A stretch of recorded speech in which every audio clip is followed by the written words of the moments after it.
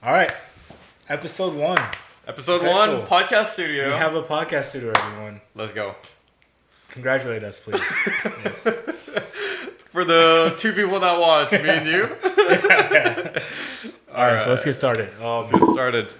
We should introduce ourselves. You want to go first? No. Well, I fucked it up last time. You did, so you should go first. All right. My name is Mo. I was born in Korea, moved to the States when I was young. It sounds so scripted. All right, redo. All right. All right, redo. Yeah. My name is Mo. I was born in Korea. How did that sound scripted for that? I don't know. Just say whatever. It's gonna come out how it's gonna come out. All right, you're right. Just go. All right, yeah. So my name is Mo. I was born in Korea, moved to the States, moved back to Korea in middle school. Fucking hated it here. And then I moved back to America for high school and college. And then I moved to Australia for the last 7 years. I moved back to Korea about a year ago, off and on, but officially as of February. And yeah, that's me in terms of where I've lived. Yeah. I used to work in the cybersecurity industry, in tech, thinking about going back, but I want to explore my creative vision, which is how I met you, Jalen, and we're trying to do this podcast thing. And what's your Korean name? My Korean name is Hyunmo. I used to go by Michael because no one in America could say Hyunmo. Okay. But now I'm trying to go back to my roots, but American people still can't say Hyun, so I'm going by Mo. And where did you live in America? I grew up in Georgia for the most part. So high school and university, I did it in Georgia. When I was younger, my family lived in Clemson, South Carolina, and Tucson, Arizona. Oh, okay. Yeah. Interesting. Wait, family is who? My whole family. So 2 younger sisters and my parents. Okay. So yeah, we did our time in America for like 4 or 5 years. And two very conservative cities, let's be honest. Yeah. Clemson, South Carolina, and Tucson, Arizona. Yeah. But yeah, it was a time. Okay, and my name's Jalen. I am American. I grew up in Georgia as well, Atlanta, Georgia. I lived there until like sophomore year of high school, and then I actually moved to Ohio. And then before I moved to Korea, I lived in Dallas, Texas, where I worked as an electrical engineer. So yeah, I kind of wanted to just change my life, explore new things, learn different language, new culture. So I moved to Korea, started studying at a Korean language school, Seoul University. And yeah, I've been doing that for over a year now. I've been here like a year and maybe 3 months or so. So I've just been doing that and like boxing and yeah, also trying to just like, just kind of follow my passions and kind of see where that takes me. It's kind of where I'm at right now in life.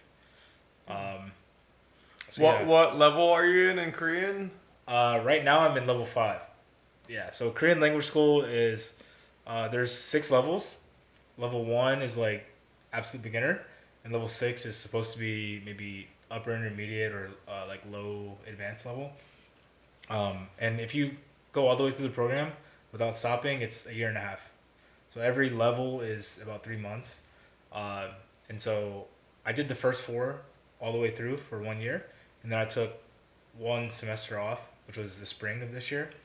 Last semester, just because I was like so tired. Like I worked as an engineer, right? Like 8-hour, 10-hour days, whatever, and like my language school is every day from 9 to 1, but it's way more exhausting like learning a language for 4 hours in a day rather than like working even like a full-time job. I can imagine because you're using like a different part of your brain that's never been activated. Yeah, before. and even like so the way the language school is taught in Korean, so even like the very beginners, they don't know any Korean, right? But they're being taught Korean in Korean. So it's just like you said, it's like 4 hours of just like exercising that part of your brain. So it's been really fun. It kind of feels like going back to high school. Yeah, that's what I was about to say. yeah. It's going back to high school as a 30-year-old, like with the whole school drama and everything, it sounds like. Yeah, if you guys want to hear some school drama, I can spill the tea later. But yeah, it's been fun meeting different international people, and like we just connect through the common language of Korea, and just being foreigners in a new country. So yeah, why Korea over every other Asian country?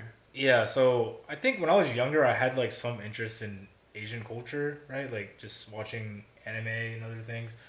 Playing Pokemon was like my thing growing up, right? Um, but actually, when I was younger, or even I think in high school, I started studying Spanish. Like you know, you have to like study. Yeah, Some a people second study language. Spanish or Yep. French or something.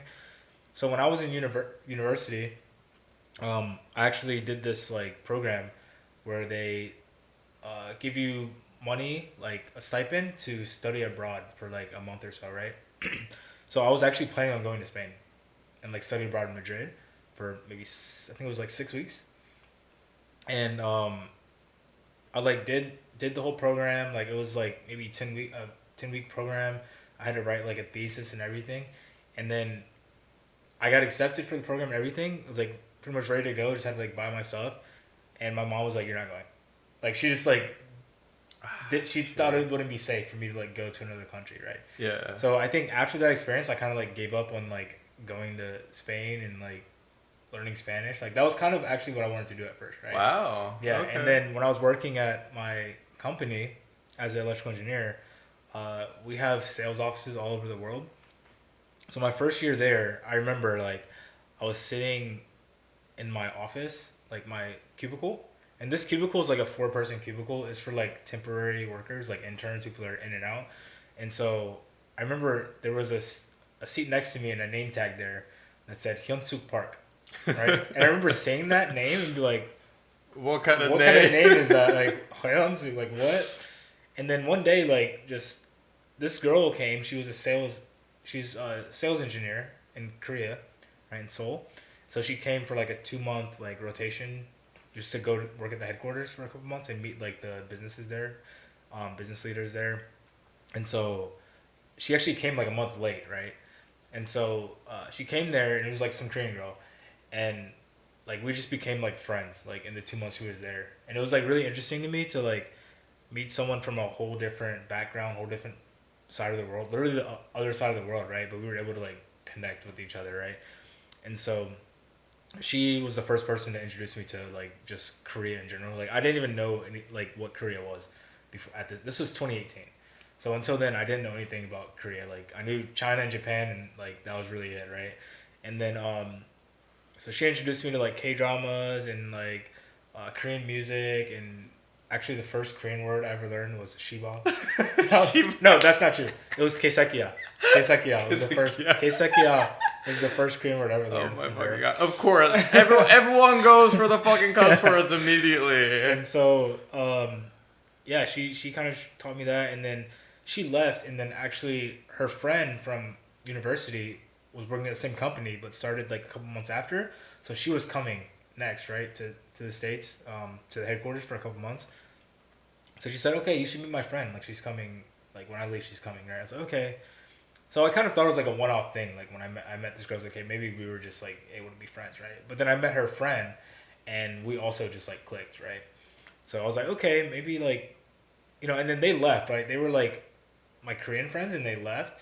And after they left, I just like, from them, I kind of gained an interest in Korea, Yeah. right, in general.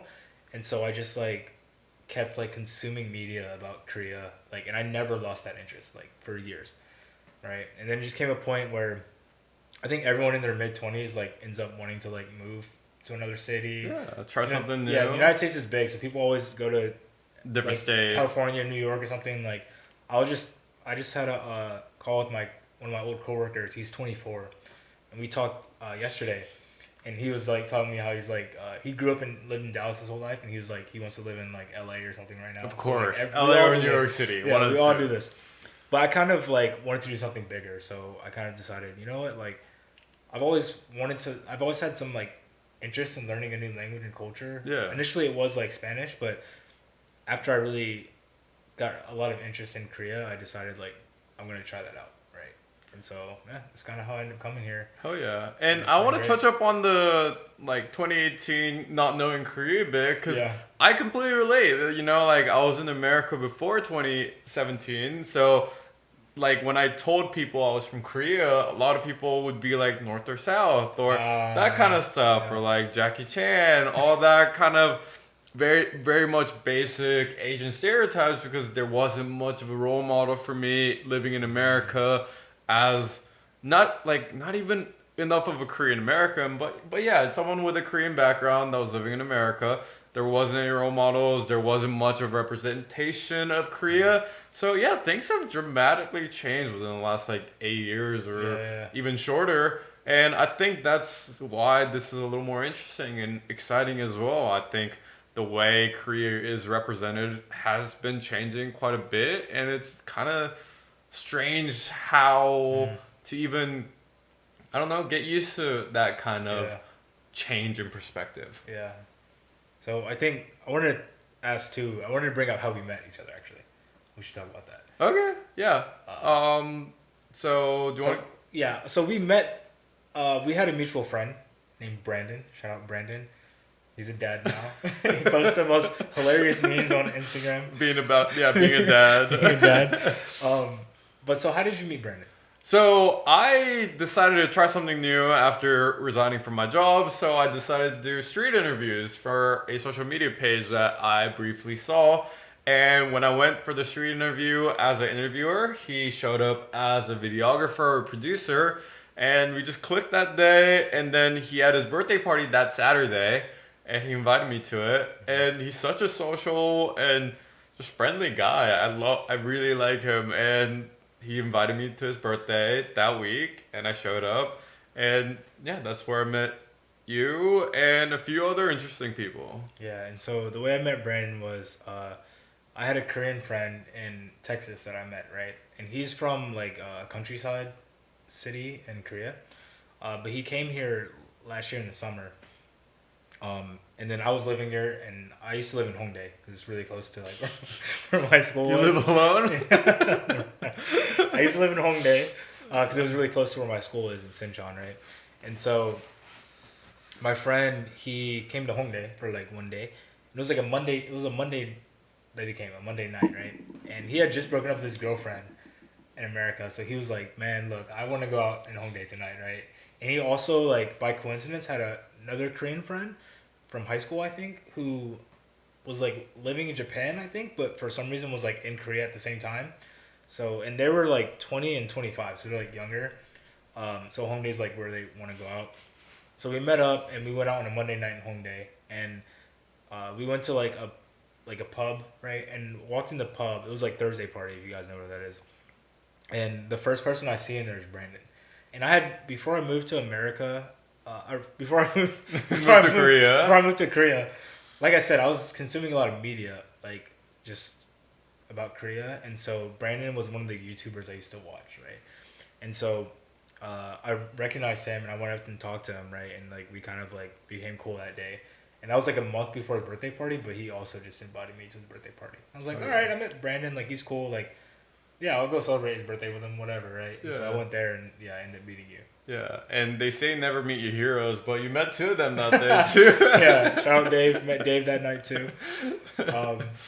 So yeah, I mean, we met that day, and I guess we talked a lot at the party.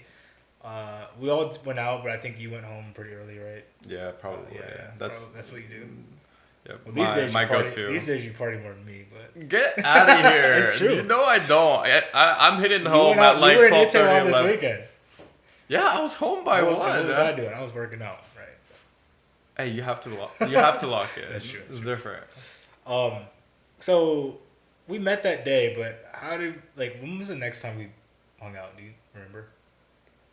So I think we were trying to touch up on this before, Yeah. but I feel like this is a guy thing. We don't really know how we ended up becoming friends. Yeah. Like we just started hanging out. I don't know when that started happening, but yeah, we just started hanging out. Yeah, because actually we met in the summer last year. Yeah. And So then like you actually July? you moved back to Australia because I remember thinking, I was like, dang, like that was my friend, but he's like going now, right? Yep. But when did you move back to Australia? So I moved back to Australia like late November, early December. Okay. So I still had like a sublease going and like my rental situation, and my cat was still in Australia. Yeah. So I think I thought I wanted to make it work again back there, but decided, like I kind of want to give it a real shot in Seoul. So wrapped everything up within 3 months, and then got back here in February. So what was the reason you wanted to come back to Seoul this time? I think I really struggle in Korea, to be fully honest, but I've been meeting some crazy interesting people in Korea, and since I want to do something a little more different and creative, I don't think there's a better place of like a high density creative environment like Seoul that I have so much access with through my family that live here and the connections we've already been making. So, with that in mind, I felt like giving Korea and Seoul a real shot and trying to see the positives in living in Seoul would be a good challenge for me because I've always thought I would never be living here. Okay, so there's two things I want to ask about that. One, like, what was your mindset in Australia before you moved here? Like, what made you want to leave like your good cybersecurity job and like come back here? Well, I felt like I really needed to make some changes. I felt like before that, I was living life not because I wanted to, but because I felt like I had to. I was making a lot of choices because I just had to get by. And I think I worked through a lot of my personal beliefs and I decided that I want to actually try the things I like doing. I used to feel a lot of guilt around doing the things I like or being doing something that makes me happy, but being able to do that in a different capacity, looking at it long term, is kind of what made me reconsider Australia. I was in Australia initially. I was in Australia. That was only meant to be there for a year, but I met my ex girlfriend, You and went to Australia right after graduating. so I was in Korea for a year, and then afterwards I went to Australia on a working holiday visa. So I was only meant to be there for a year, but I met my ex girlfriend, and I really just wanted to see where that was gonna take me, and if I could make that work. And we had a great relationship, and I'm very grateful for all the times we spent together. But yeah, it didn't work out. And after that, I just questioned why am I still in Australia? Obviously, I had good friends there. I had a decent job there, but I wanted to try something new. And I think Seoul felt like there were more growth opportunities than Australia, so decided to try something different. Okay, and the other thing I was gonna ask about was kind of like talk through your relationship with Korea. Okay. Like as someone who lived abroad majority of your almost all of your childhood, right? Like you lived there in elementary school, then you came back here for middle school. Like what was that like? And then, going back to America and then living in Australia as an adult, like, yeah, what is your relationship with Korea now? Like back then as a kid, and how is it now? Okay. So I think I actually saw a recent reel about this, and a lot of Koreans talk about Han, and Han is kind of similar to maybe the struggle Black people face living in America. So a lot of people have a little bit of a kind of like a mental difficulty or barrier that is just kind of generational in a sense because Korea developed so fast after the war. A lot of people grind themselves to death, and there's a little bit of a poverty mindset around Korea. Everything's a competition, and there's no kindness to other people.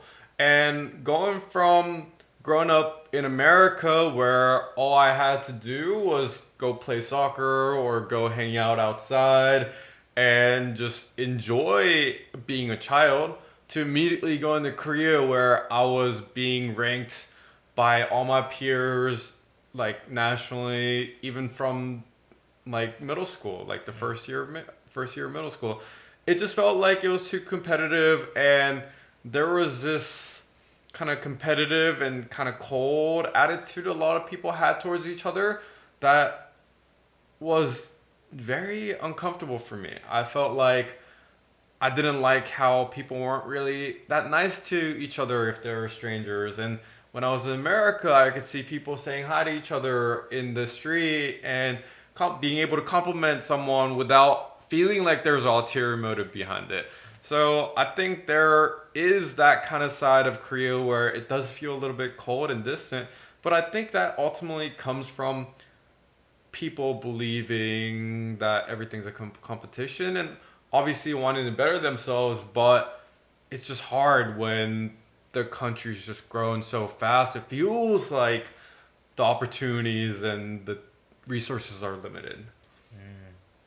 But yeah, I decided to reconsider how I felt about it. And you know, in reality, Korean people are very kind and sweet to each other in a different sense, you know? I think it's a very collectivist country, so if you're seen as someone weak or if you're seen as someone different, you're automatically kind of considered as wrong. But if you're able to show up in a different way, that's a little more empowering. I think they are able to accept that and accept you in a different way. But also, I think there's some jealousy that does come into play. But I think every culture does have Yeah, yeah. stuff like that. That was interesting. Because like living here as a foreigner, like people sometimes Korean people ask me like, "Oh, do you like living in Korea? Or, like, why do you want to live here?" And I know there's a lot of like pressure, societal pressure for Koreans amongst Koreans in Korea, right?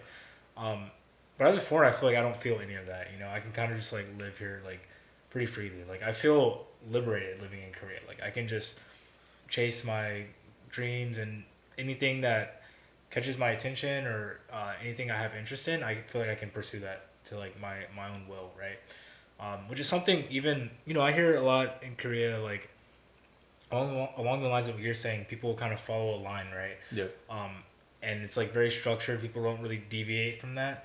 And I kind of felt that way in America too, to be honest. Like when I look back at it, right, I kind of like I was like, all right, going like finished high school, went to university, got a good degree, and then just felt like I'm gonna work as an engineer for like the rest of my life, right? And that just seemed like just a standard like flow and pattern to follow, right? But um, once I kind of jumped out of that box and like even just moving to Korea and took that first step, I kind of like realized that you don't have to like follow that path, right? And being here, I feel like I can kind of, if I want to work as an engineer again, I can, right? Or there's many other things I can just like pursue. That's how I feel living here. Well, I think that's also the trap of expectations around people that you surround yourself with. Obviously, your family and friends can be something that empowers you and that's something that helps you grow, but also they have a certain level and a certain kind of expectation of you as a person based on your characteristics of the past. So I feel like every time I've moved cities and I've to reinvent myself in a positive way, I've been able to show up in a way that's a lot more empowering for myself that I probably wouldn't have been able to do if I was with the same kind of people. Unfortunately, that kind of trap makes you show up as maybe some negative characteristics. So if everyone around me thought I was lazy and they always said I was lazy, then not showing up as lazy might be different and awkward for them, and them commenting something like that makes me go back to that negative self that I want to reinvent. So I've moved cities a bunch of times and I've always grown from it because I can reinvent myself in positive ways that I wouldn't have been able to do otherwise. So I think that's the freedom you're experiencing and the freedom that I think I chase sometimes a little too much, you know? I think I do want to root down eventually, but it's just hard because I feel like there's so many things I constantly want to improve around myself that I can't seem to do if people have a certain expectation of me. Yeah. There's two things that I was going to talk about. Hopefully I remember them. But one is like the expectation thing, right? Uh, like when I decided to move here, it was really difficult, right? And I did realize that there were kind of like two different types of people or two different reactions people had, right? Some people who had an expectation of me to just be like keep doing what I was doing, be an engineer and just stay in that like just stay within that mold. They were just like, "What do you mean you moved to Korea? Like you can't do that. Like what are you talking about? Who does that, right?" But then other people who were maybe like a little more I don't know how to describe, but some people were more open to the idea, right? They were more encouraging, and then even moving here, right? Especially in my language school, one thing I really appreciate about that was like no one in my family has like lived abroad. I'm like the first one to really do something like this, and moving here and being with at my school with other people around my age who have like similarly like left their jobs to come try living in Korea or maybe some people came after high school or after university or whatever, right? But um, it's being around like-minded people is what I've really appreciated, right? So I think I kind of found like some comfort in that being here. Um, And the other thing I was gonna say was, you were talking about the people you surround yourself with, right? Yep. Not just not about expectations, but just like, um, I think one thing we've both been actively trying to do in Korea is surround ourselves around creatives, Yep. right? Because that's kind of like a lane that we want to get into. Um, and we've met like some pretty interesting people. Like even the day we met, right? We met like Dave there too, who's Yep. been like a homie of ours, right? Introduced us to a lot of things. And yeah, I don't know where I was going exactly with that, but I guess we can. Do you want to talk about like people we've met or like?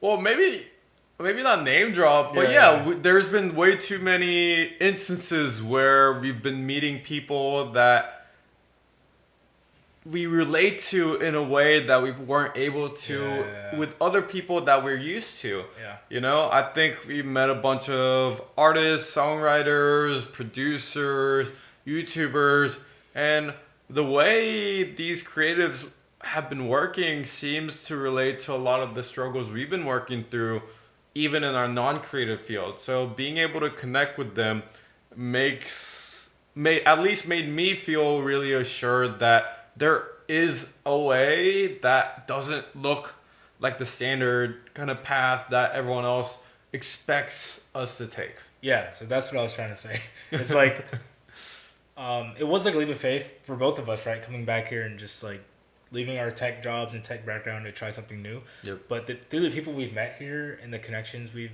been making and just seeing what people do, I think it's given me at least a lot of inspiration and trying new things and understanding that, like you said, you can make your own path, right? You don't have to live like this structured life that's, seems like ideal, right? And I guess that's kind of where the whole like unmapped soul came from, right? So I think for me, it's kind of like us working together, not necessarily working together, but us kind of finding our own path, right? And kind of, we want to be able to like share, uh, even like maybe on the podcast, right? Like bring some people on that have kind of inspired us or like kind of share their stories because it's really interesting and like, just want to kind of show people that like you don't have to, even, we're like 30 years old now, right? And we're trying something new, right? So it's never too late to try something new. If you have that passion and you find something within yourself to take a leap of faith, then you can do that. And a lot of people do, right? You just have to surround yourselves around those people, right? And you can find that inspiration. So for Unmapped Soul, that's kind of what it means to me. Is kind of just like, I want to. It's kind of like our expressing our journey, right?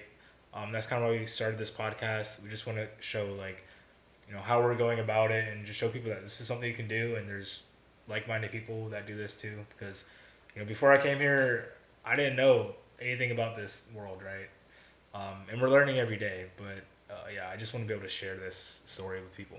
Absolutely. And I think an important part of that is that it's never all good things, Yeah. There's so many difficulties and struggles that come with it. But I think it's overplayed when you don't have something you want to actively work towards. But we want that kind of unmapped uncertainty. What? Someone just came in. You think so? Yeah. You want to go? I definitely heard something. I heard that too. Should we check? Yeah, go check. Someone broke in? What do we do? No, it's not even. We have till 7.